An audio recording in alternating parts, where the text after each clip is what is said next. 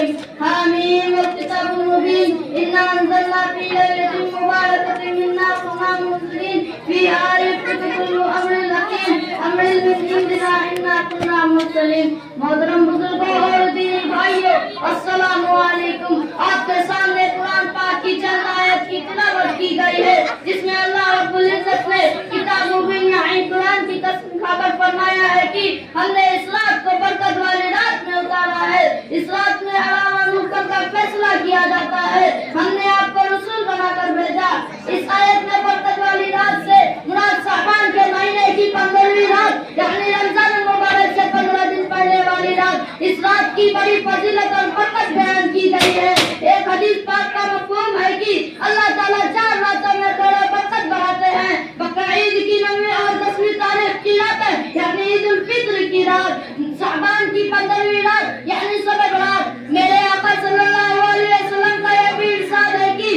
اس شعبان کی 15ویں رات میں سب تاریخ کیا کرو یعنی رات میں عبادت ذکر دعا تلاوت وغیرہ کرنا اور دن کو روزہ رکھا کرو کیونکہ غروب آفتاب کے وقت ہی سے اللہ تعالیٰ آسمان دنیا کی طرف نظر فرماتے ہیں اور کہتے ہیں کہ ہے کوئی روزی چاہنے والا کہ میں اسے روزی دوں مصیبت زیادہ ہے جو آفت کی دعا مانگے اور میں اسے آفت دوں کیا کوئی ایسا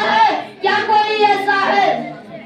یعنی اللہ کی طرف سے رات بھر اعلان ہوتا رہا یہاں تک کہ صبح بھی ہو جاتی ہے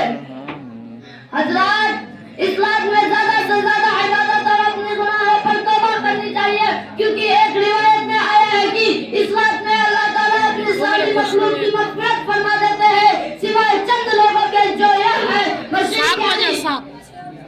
یعنی کسی کو اللہ کے برابر ماننے والا